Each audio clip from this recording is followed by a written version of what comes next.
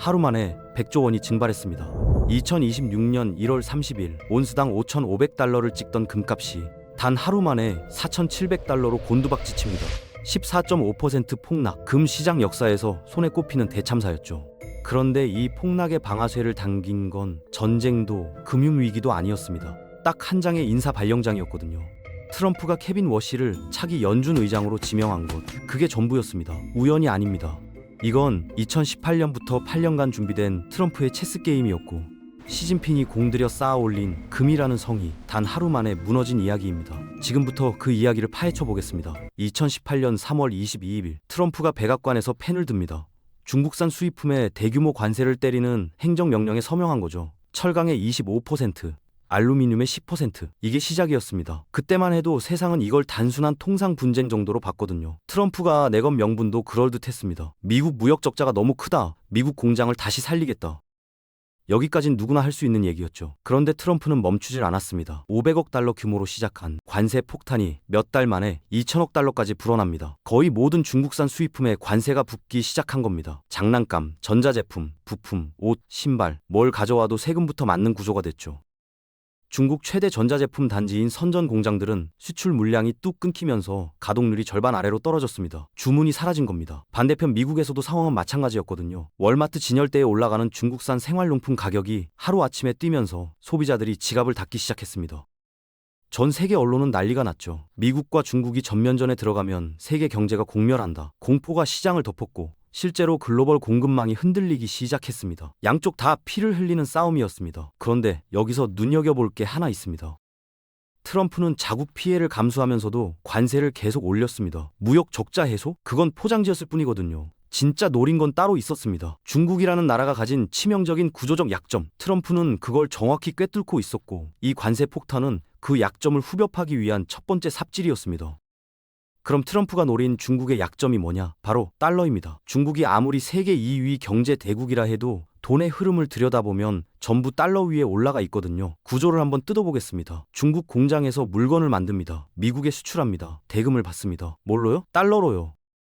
그 달러로 중동에서 석유를 사고 호주에서 철광석을 사고 대만에서 반도체를 삽니다. 여기서 끝이 아닙니다. 이 모든 거래가 미국 은행을 경유하는 스위프트 결제망을 통해 이루어지거든요. 돈을 벌 때도 달러, 쓸 때도 달러, 송금할 때도 미국 시스템. 이게 중국의 현실이었습니다. 이걸 쉽게 비유하면 이래요. 중국이라는 거대한 공장이 미국이라는 건물주 소유의 상가에서 장사하는 거랑 똑같은 겁니다.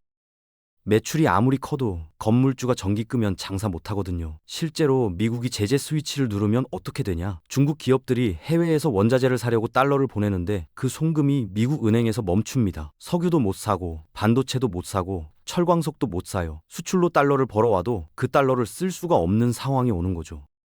GDP가 18조 달러든 20조 달러든 상관없습니다. 달러 결제망 위에 올라가 있는 한 미국이 파이프를 잠그면 끝이에요. 2018년 무역전쟁은 바로 이걸 전 세계에 보여준 시범 경기였습니다. 트럼프는 관세라는 가벼운 잽으로 중국을 때리면서 동시에 메시지를 날린 거예요. 너희가 아무리 커져도 내 판 위에 있다. 그리고 이 메시지를 가장 뼈저리게 받아들인 사람이 시진핑이었습니다.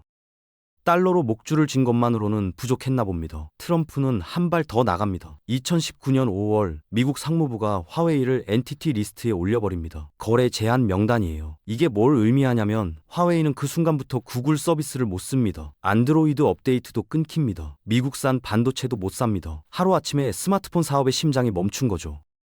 당시 화웨이는 삼성을 제치고 글로벌 스마트폰 시장 점유율 1위를 찍기 직전이었거든요. 출하량 기준으로 2억 4천만 대를 넘기며 애플까지 밀어냈던 시점입니다. 그 기세가 단칼에 꺾였습니다. 그런데 진짜 무서운 건 기술 차단이 아니었습니다. 금융 압박이 동시에 들어왔거든요. 화웨이가 해외에서 부품을 사려면 달러로 결제해야 합니다. 그 달러 결제가 미국 은행을 통해야 하는데 엔티티 리스트에 오른 기업과는 미국 은행이 거래를 거부합니다. 기술도 막히고 돈줄도 막힌 겁니다. 화웨이 매출은 제재 전 1220억 달러에서 2021년 636억 달러로 거의 반 토막이 났습니다. 직원 수만 19만 명이 넘는 거대 기업이 이렇게 흔들린다는 건 중국 지도부에 엄청난 충격이었죠. 시진핑 입장에서 생각해보면 이겁니다. 우리가 10년 걸려 키운 기술 기업을 미국이 서류 한 장으로 무력화시켰다. 반도체도 끊고 달러도 끊고 소프트웨어도 끊었다. 세 줄을 동시에 잘라버린 겁니다. 중국 안에서 위기감이 극에 달합니다. 한 번 당했는데 두 번 안 당한다는 보장이 없거든요. 여기서부터 탈달러라는 단어가 중국 내부에서 본격적으로 돌기 시작합니다. 자, 그러면 중국 입장에서 생각해 봅시다. 달러가 무기라는 걸 뼈저리게 깨달았어요. 그럼 뭐가 필요하냐? 달러 없이도 버틸 수 있는 자산이 필요한 거죠. 여기서 떠오른 게 금이었습니다. 금은 미국 것이 아니거든요. 누가 찍어낸 것도 아니고 스위프트망을 안 거쳐도 되고 미국 대통령이 서명 한 번으로 동결시킬 수도 없습니다. 중국한테는 완벽한 탈출구로 보였어요. 근데 탈출구가 진짜 완벽하려면 조건이 하나 있습니다. 그 금을 나중에 팔 수 있어야 해요. 국제시장에서 중국이 내미는 금을 상대방이 믿고 받아줘야 한다는 겁니다. 아무도 안 사주는 금은 그냥 비싼 벽돌이에요. 근데 바로 이 신뢰에 치명적인 균열이 생깁니다. 2020년 6월 중국 후베이성의 킹골드라는 금 가공 회사에서 가짜 금괴가 터져요. 터스텐 위에 금을 얇게 입혀서 만든 겁니다. 왜 텅스텐이냐? 금이랑 밀도가 거의 똑같아요. 들어봐도 무게가 같고 겉보기엔 구분이 안 됩니다. 전문 장비로 초음파를 쏘지 않는 이상 진짜인지 가짜인지 알 수가 없어요. 킹골드는 이 가짜를 중국 내 신탁 회사들의 담보로 잡히고 40억 달러를 빌렸습니다. 하나로 약 5조 원이에요. 들통나면서 83톤이 전부 가짜로 밝혀집니다. 83톤이면 웬만한 중소국가 중앙은행 금고를 통째로 채우는 양이에요. 문제는 이 사건이 중국 안에서만 끝나지 않았다는 겁니다. 국제 금 시장에 소문이 퍼지기 시작하거든요. 중국산 금 순도를 믿을 수 있냐? 중국이 탈달러의 무기로 선택한 금에 출시 전부터 불량 딱지가 붙어버린 겁니다. 여기서 갑자기 분위기가 바뀝니다. 2020년 2월 15일 트럼프가 중국이랑 악수를 해요. 1단계 무역 합의란 걸 체결한 거죠. 내용은 간단합니다. 중국이 미국산 농산물이랑 에너지를 대량으로 사주는 대신 미국이 추가 관세를 유예해 주는 거예요. 세상은 이걸 보고 드디어 전쟁이 끝났다, 휴전이다 이렇게 해석했거든요. 근데 이상한 점이 있었습니다. 트럼프가 너무 쉽게 물러난 거예요. 생각해보세요. 2018년부터 미국 소비자 물가 올라가는 것도 감수하면서 관세를 때렸던 사람이 갑자기 콩이랑 돼지고기 좀 더 사준다는 말에 멈춘 겁니다. 말이 안 되죠. 이면을 들여다보면 트럼프한테는 계산이 있었어요. 2020년은 대선의 해였거든요. 코로나까지 터진 상황에서 중국이랑 전면전을 계속하면 표에 독이 됩니다. 전략적으로 한 발 빼야 할 타이밍이었던 거죠. 근데 더 중요한 이유가 있었습니다. 중국을 너무 몰아붙이면 안 되는 이유요. 지금 중국이 탈달러를 고민하기 시작했는데 여기서 더 쥐어짜면 중국이 진짜로 올인해버릴 수 있거든요. 독자적 결제망을 깔고 위안화 블록을 만들고 미국 국채를 전부 팔아치우는 극단적 시나리오요. 그러면 미국 입장에서도 골치 아파집니다. 그래서 고삐를 살짝 풀어준 겁니다. 중국이 안심하게 우리 협상할 수 있구나. 미국이 양보도 하는구나. 이렇게 느끼게요. 이걸 한마디로 정리하면 살찌우기입니다. 지금 잡으면 작은 물고기인데 놔뒀다가 나중에 잡으면 큰 물고기가 되니까요. 실제로 트럼프는 이 휴전 기간 동안 중국이 금을 잔뜩 사모으는 걸 가만히 지켜봅니다. 그리고 2024년 다시 백악관에 돌아오자마자 칼을 꺼냅니다. 2024년 트럼프가 돌아왔습니다. 그리고 돌아오자마자 관세 폭탄을 다시 꺼내듭니다. 이번엔 중국만이 아니에요. 캐나다, 멕시코, 유럽까지 전방위로 때리기 시작하죠. 근데 중국이 이번에는 반응이 달랐습니다. 2018년 때랑은 차원이 다른 공포가 깔려 있었거든요. 왜냐? 그 사이에 러시아가 당한 꼴을 똑똑히 봤으니까요. 2022년 러시아가 우크라이나를 침공하자 미국이 뭘 했냐? 러시아의 달러 자산을 통째로 얼려버렸습니다. 스위프트망에서도 퇴출시켰어요. 러시아 중앙은행이 해외에 쌓아둔 돈이 하루아침에 쓸 수 없는 숫자가 된 거예요. 시진핑이 이걸 보면서 등골이 서늘렸을 겁니다. 대만 문제로 미군제로 미국이랑 부딪히는 날 우리한테도 똑같은 일이 벌어진다. 중국이 해외에 깔아둔 달러 자산이 한순간에 동결되는 거죠. 그래서 금을 더 미친 듯이 사기 시작합니다. 2022년 12월부터 2024년 5월까지 중국 인민은행이 18개월 연속으로 금을 매수해요. 이건 역사적인 기록이었습니다. 한 달도 안 쉬고 18개월 내리 산 겁니다. 공식 보유량만 약 2280톤. 근데 여기서 끝이 아니에요. 중국은 국부펀드나 국영은행 같은 우회 경로로도 금을 사들이거든요. 이 비공식 물량까지 합치면 실제로는 공식 수치의 두세 배가 넘을 거라는 분석도 있습니다. 금고에 금을 쌓으면 쌓을수록 중국은 확신이 커져갔어요. 이러면 달러 없이도 버틸 수 있다. 미국이 제재를 걸어도 금이 방패가 되어준다. 근데 이 확신이 바로 트럼프가 원했던 그림이었습니다. 중국이 금을 쓸어 담는 동안 재밌는 일이 벌어집니다. 중국 관영 매체들이 자축을 하기 시작한 거예요. 인민일보, 황구시보 할 것 없이 톤이 똑같았습니다. 미국 달러 패권에 균열을 냈다. 위안화 시대가 열리고 있다. 자신감이 하늘을 찔렀죠. 근데 이 와중에 트럼프가 뭘 했냐? 아무 말도 안 했습니다. 이게 핵심이에요. 트럼프라는 사람이 원래 어떤 사람입니까? 트위터에서 새벽 3시에도 중국 욕하던 사람이거든요. 관세 올릴 때도 SNS로 먼저 쏘고 협상 결렬되면 곧바로 트윗 날리던 사람이요. 그 트럼프가 중국이 금을 수천 톤씩 사모으는 걸 보면서 한마디도 안 한 겁니다. 보통이 아니죠. 왜 침묵했냐? 간단합니다.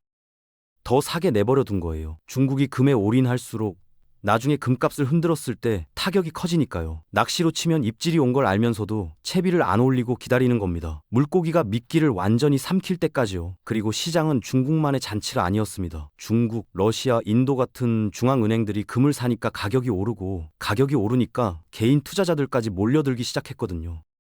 금 ETF에 돈이 쏟아지고 은행 창구마다 골드바 품귀 현상이 나타나고요. 이런 광풍 속에서 2026년 1월 금값이 온스당 5,500달러를 찍습니다. 3년 전 2,000달러대였던 게 2.75배가 뛴 거예요. 시장에는 금값 1만 러 간다는 말이 진지하게 돌았습니다. 중국은 평가 이익만 수천억 달러, 우리가 이겼다는 분위기가 절정이었죠. 근데 꼭대기에서 가장 기분 좋을 때가 제일 위험한 순간이라는 걸 그때는 아무도 몰랐습니다.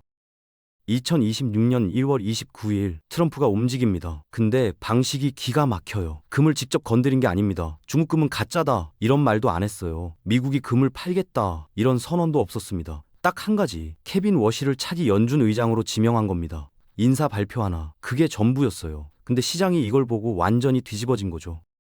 케빈 워시가 누구냐? 원래 금리를 올려야 한다는 강경파였던 사람이에요. 금리 올려야 한다, 긴축해야 한다 이쪽이었거든요. 근데 이 사람이 어느 순간부터 금리를 내려야 한다는 쪽으로 완전히 돌아선 겁니다. 자, 여기서 시장의 머릿속을 따라가 봅시다. 지금 미국 경제가 좋습니다. 고용도 탄탄하고 성장률도 괜찮아요.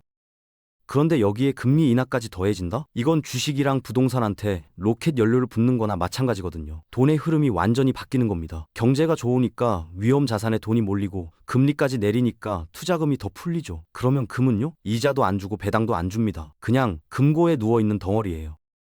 경제 좋고 금리까지 내려가는 판에 굳이 금을 쥐고 있을 이유가 사라지는 겁니다. 여기서 소름 돋는 게 트럼프는 총 한 방 안 썼습니다. 금을 건드리지도 중국을 비난하지도 않았어요. 그냥 의자에 사람 한 명을 앉혔을 뿐인데 시장이 알아서 결론을 내린 거죠. 금 팔고 주식 가자. 이 심리가 전 세계 투자자 머릿속에 동시에 꽂힌 겁니다. 수조 달러어치의 금이 매물로 쏟아질 준비를 마친 거예요. 그리고 다음날 진짜로 터집니다. 2026년 2월 30일 장이 열리자마자 금이 무너집니다. 손해를 보더라도 일단 팔자. 공포에 질린 사람들이 금을 내던지기 시작한 거예요. 너도 나도 팔자. 온스당 5,500달러였던 금이 하루 만에 4,700달러로 주저앉습니다. 800달러 증발, 14.5% 폭락. 금 시장 역사에서 이 정도 하루 낙폭은 손에 꼽힙니다. 왜 이렇게까지 무너졌냐? 악재가 하나가 아니었거든요.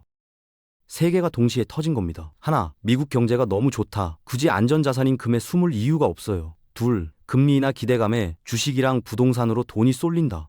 금을 들고 있으면 기회비용이 미쳐 돌아가는 거죠. 셋, 킹골드. 6년 전에 묻혔던 그 사건이 다시 떠오릅니다. 중국산 금 순도를 진짜 믿을 수 있느냐? 이 의심이 패닉장에서 불씨가 된 거예요. 세 개가 겹치니까 시장이 걷잡을 수 없이 무너진 겁니다. 그럼 중국 피해가 얼마냐 계산해 봅시다. 공식 보유량 2280톤 기준으로만 잡아도 온스당 800달러 하락이면 하루 평가 손실이 약 650억 달러예요. 비공식 보유량까지 합치면 768억 달러를 넘깁니다. 한화로 100조 원 이상이 하루 만에 증발한 거죠. 근데 진짜 문제는 돈이 날아간 게 아니에요. 금을 팔 수가 없다는 겁니다. 지금 팔면 가격이 더 빠지고 킹골드 때문에 중국산 금이라고 하면 바이어들이 순도 검증부터 요구하거든요. 팔고 싶어도 못 팔고 들고 있자니 계속 빠지고 이걸 유동성 함정이라고 합니다. 자산은 있는데 현금으로 못 바꾸는 상태. 금고에 금이 가득한데 그 금이 나를 살려주지 못하는 거예요. 중국이 달러를 벗어나려고 쌓아올린 성이 하루 만에 감옥이 된 겁니다. 자, 이제 전체 그림을 한번 펼쳐봅시다. 이 사건은 하루짜리 뉴스가 아닙니다. 2018년부터 2020년까 8년에 걸친 체스 게임이었어요. 수순을 다시 따라가 보면 소름이 돋거든요. 2018년 관세 폭탄으로 중국을 때립니다. 중국이 달러 시스템에 종속돼 있다는 걸 온 세계에 까발린 거죠. 2019년 화웨이를 저격합니다. 기술이랑 금융을 동시에 끊어서 달러 없으면 숨도 못 쉰다는 걸 보여줬어요. 여기까지가 압박이었습니다. 그 다음이 천재적인 부분이에요. 2020년 갑자기 손을 놓습니다. 1단계 합의를 해주고 대선 끝나고 백악관에서 나갑니다. 중국 입장에선 살았다 싶었겠죠. 숨통이 트이니까 뭘 했냐? 금을 사기 시작한 겁니다. 러시아 자산 동결까지 보고 나서는 더 미친 듯이 사모았고요. 트럼프는 이걸 가만히 지켜봤습니다. 4년 동안 한마디도 안 하고요. 중국이 금을 쌓을수록 트럼프 입장에서는 나중에 터트릴 폭탄이 커지는 거였으니까요. 그리고 2026년 2월 딱 한 수를 둡니다. 케빈 워시 지명. 이게 왜 무서운 수냐면 트럼프가 손에 피를 한 방울도 안 묻혔거든요. 금을 팔겠다고 안 했습니다. 중국을 직접 공격하지도 않았어요. 인사권이라는 가장 합법적이고 자연스러운 권한 하나로 시장 심리를 뒤집은 겁니다. 시장이 알아서 금을 팔았고 중국이 알아서 무너졌어요. 시진핑은 18개월 넘게 금을 모으면서 달러를 이기겠다고 했습니다. 근데 결과를 보면 처음부터 끝까지 트럼프가 짜놓은 판 위에서 움직인 거였어요. 압박하고 풀어주고 살찌우고 터트리고 이 4단계를 8년에 걸쳐 실행한 겁니다. 자, 여기까지 듣고 이런 생각 드실 수 있어요. 미국이랑 중국 싸움인데 나랑 무슨 상관이냐? 상관 있습니다. 직격탄이에요. 금값이 폭락하면 뭐가 벌어지냐? 달러가 강해집니다. 금에서 빠져나온 돈이 달러로 몰리거든요. 달러가 해지면 원달러 환율이 뜁니다. 환율이 뛰면요? 우리가 사오는 모든 게 비싸집니다. 석유, 옥수수, 철강 전부 달러로 사오는 거거든요. 기름값 오르고 빵값 오르고 라면값 오릅니다. 내 월급은 그대로인데 장바구니가 무거워지는 거예요. 금 투자하신 분들은 더 직접적으로 맞습니다. 한국에서 금 ETF에 돈 넣은 개인 투자자가 수십만 명이에요. 국민연금 포트폴리오에도 금 관련 자산이 들어가 있어서 내 노후 자금도 간접적으로 흔들리고 있습니다. 근데 여기서 중요한 게 있어요. 패닉에 빠지면 안 됩니다. 왜냐? 장기 전망을 보면 얘기가 달라지거든요. 골드만삭스는 2026년 말 금값 전망치를 온스당 5,400달러로 올렸습니다. JP모건은 더 세게 봐요. 5,500달러를 찍을 거라고 했거든요. 골드만삭스가 기관 투자자 900명한테 물어봤더니 70% 이상이 금값이 더 오른다고 답했습니다. 중앙은행들의 금 매입은 구조적인 흐름이고 이건 하루 이틀 만에 바뀌는 게 아니에요. 그러니까 지금 할 일은 공포에 질려서 전부 던지는 게 아니라 내 자산 점검을 하는 겁니다. 금 비중이 너무 높으면 좀 덜어내고 주식, 채권, 달러 자산으로 분산하는 거예요. 환율이 불안하면 달러 예금이나 환해지 상품도 방법이 되고요. 남의 나라 체스 게임에 내 돈이 끼어 있다는 걸 아는 것, 그게 대응의 시작이에요. 그러면 이제 진짜 중요한 질문입니다. 트럼프가 여기서 멈출까요? 8년짜리 체스를 둔 사람이 금 하나 흔들고 끝낼 리가 없거든요. 다음 타깃이 뭐냐? 몇 가지 시나리오가 보입니다. 먼저 비트코인이에요. 트럼프는 이미 미국을 비트코인 초강대국으로 만들겠다고 공언했거든요. 만약 미국이 비트코인을 전략 비축 자산으로 공식 편입하면 어떻게 되냐? 중국이 밀고 있는 디지털 위안화가 설 자리를 잃습니다. 달러의 디지털 버전을 미국이 먼저 선점해버리는 거예요. 중국이 금으로 달러를 벗어나려 했는데 디지털판에서도 미국이 먼저 깃발을 꽂는 겁니다. 두 번째는 위안화 직접 타격이에요. 중국을 환율 조작국으로 재지정하고 추가 관세를 때리면 위안화 가치가 강제로 눌립니다. 위안화가 약해지면 중국 기업들의 달러 부채 부담이 눈덩이처럼 불어나거든요. 빌린 건 달러인데 갚을 돈의 가치가 쪼그라드는 거니까요. 세 번째는 히토류예요. 히토류는 반도체, 전기차, 미사일에 다 들어가는 핵심 원자재인데 중국이 전 세계 생산량의 60% 이상을 쥐고 있습니다. 이게 중국의 마지막 카드거든요. 근데 트럼프가 호주, 캐나다랑 손잡고 대체 공급망을 만들기 시작하면 이 카드마저 무력화됩니다. 이 세 가지가 동시에 돌아가면 중국 입장에서는 금도 흔들리고 디지털 통화도 밀리고 원자재 카드도 뺏기는 삼중고에 빠지는 거예요. 그리고 이건 먼 미래 얘기가 아닙니다. 비트코인 전략 비축은 이미 행정명령 서명이 끝났고 히토류 공급망 재편도 진행 중이에요. 이번 금값 폭락은 1라운드가 끝난 거지 경기가 끝난 게 아닙니다. 트럼프의 체스판은 아직 한참 남아 있어요. 2018년에 시작된 이 게임은 아직 진행 중입니다. 트럼프는 8년을 기다렸고 시진핑은 8년을 준비했는데도 한 수에 무너졌습니다. 중국이 이대로 당하고만 있진 않을 겁니다. 미국 국채를 던지든 위안화 블록을 만들든 어떤 식으로든 반격이 나올 거예요. 그 반격이 터지는 순간 시장은 다시 한번 요동칩니다. 이번 사건이 우리한테 알려주는 건 하나예요. 경제 전쟁에서는 당장의 한 방이 아니라 누가 더 긴 호흡으로 판을 짜느냐가 승부를 가른다는 겁니다. 그리고 그 판 위에 우리 돈도 올라가 있습니다. 다음 수가 언제 어디서 터질지 계속 지켜봐야 할 이유입니다. 여러분은 이 싸움에서 누가 최종 승자가 될 거라고 보시나요? 트럼프의 다음 수에 중국이 무너질지 아니면 시진핑이 반격 카드를 꺼내 판을 뒤집을지 여러분의 날카로운 의견을 댓글로 들려주시면 남겨주신 소중한 생각들은 다음 영상의 주제에 깊게 반영하겠습니다. 앞으로도 남들은 모르는 글로벌 경제전쟁의 숨겨진 전략을 가장 빠르게 받아보시려면 구독과 알림 설정이 필수입니다. 좋아요는 이 영상이 더 널리 확산되어 많은 분들과 만날 수 있는 가장 큰 원동력이 됩니다. 다음 영상에서 뵙겠습니다.